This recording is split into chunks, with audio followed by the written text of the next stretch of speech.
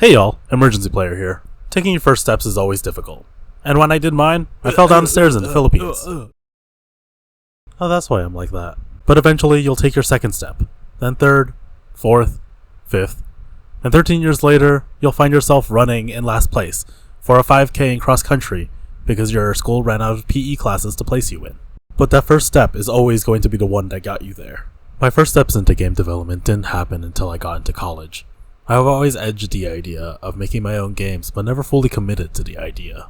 Cowboy Zelda was my first time properly working on a game engine to make a top-down cowboy shooter inspired by The Legend of Zelda on the NES. It was a daunting and difficult start, but just like anyone's first steps, all it takes is the first one. And just like my first steps, this fell down the stairs and caused permanent damage to my brain. Wait, okay, Future Lawrence here for a disclaimer before the actual video starts. This game was made for educational purposes, literally being made by a freshman CS major in college. The game has nothing to do with the Legend of Zelda franchise other than taking inspiration from its top-down perspective like so many games have done. I make no money from this game. The game's completely free on itch.io. The title does use the name Zelda, but that's just the character's name in the same way that Zelda Williams is her name. It has nothing to do with the actual Legend of Zelda franchise. Nintendo, please don't sue me. I'm like your biggest glazer, and I've pre-ordered a Switch too, if that helps at all. When I joined my university's game development club, I already missed a month's worth of meetings. Luckily, I was bored enough to try the most important meeting of the semester. The game pitches. The game pitches define the Cal Poly Pomona Game Development Club. Our club lives off of the motto that anyone can make a game, and the game pitches make that motto into a reality. So this is how it works. Anyone, regardless of experience, can submit an application to pitch a game to the club.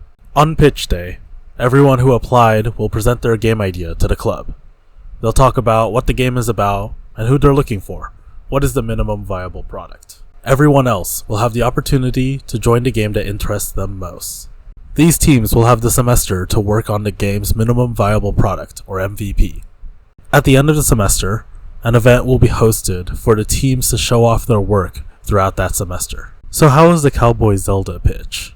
So basically it's Legend of Zelda 2D dungeon crawler. But it's gonna be cowboy based. This pitch convinced me to join the team as a programmer. In our first meeting, Tony mentioned that he had a specific role in the club that would have him miss every other meeting. He asked for someone to be his second in command to help him lead during the meetings that he would miss. For some reason I volunteered, with no prior game dev experience, mind you. Every week, the team would have a meeting, but overall, progress was very slow. Just a few art assets from Jonah here and there, or some music from Princess, but not a lot of code. Then, the last week approached. I genuinely thought I would get kicked out of the club if I presented an unfinished game. So that weekend, I got to work. I opened up Unity and started watching every Brackeys video you could imagine. From top-down movement to the animator. YouTube, in general, was a really amazing resource to use for this project. For 3 days straight, I was working on this game to get it done. In my mind, my future in this club was dependent on this project. After pulling my only all-nighter in college, on Tuesday morning, I compiled everything I had and went into that meeting, apologizing profusely.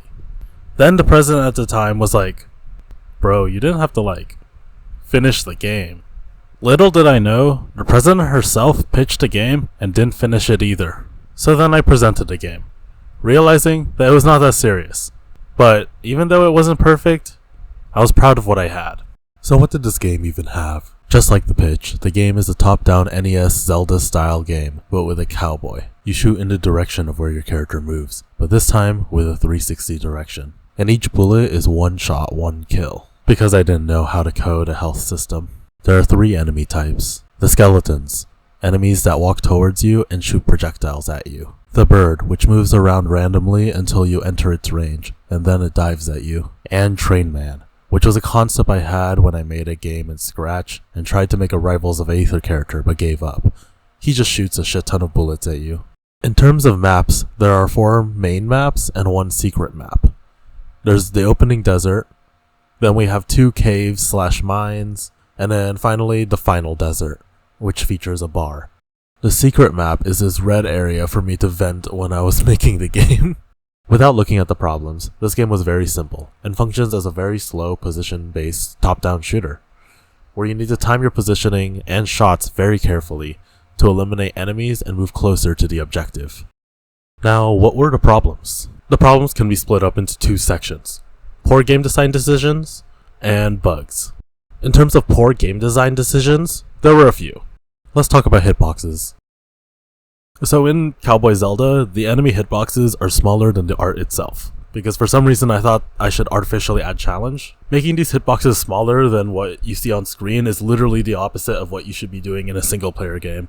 You should make them a bit larger to give more leeway to the player themselves, because not everything's going to be pixel perfect, but for some reason, again, I made this smaller. This hitbox issue brings us to the most problematic enemy in the game.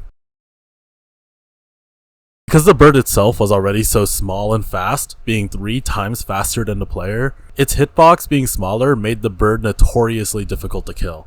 Especially that shooting could only be aimed by the player direction and not the mouse. This difficulty would lead to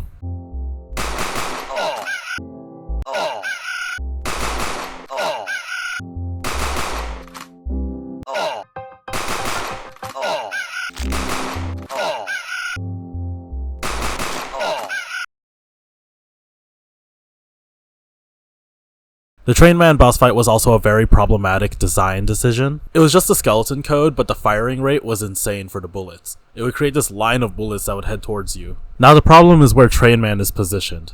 If you go up, you are guaranteed to fail as all the other skeletons in the area, and then you'll have to go back down, but you can't go back down because there's a line of bullets stopping you. This means that there's only one possible pathway to avoid Train Man, and it also means that it's not really a fight. It's just more like dodging the attacks and trying to get to the bar, which is your objective.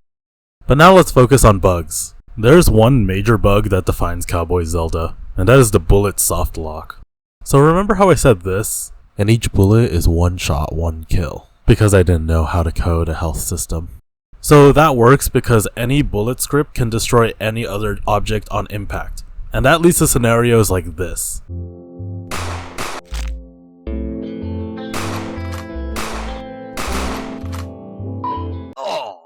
Because these objectives are the only way to move on to the next area, these effectively soft lock you into the game. Obviously, this could be solved with one if statement, but 2020 freshman year CS major Lawrence did not know that, so he didn't realize that this was an issue until he tested it on the day of the presentation.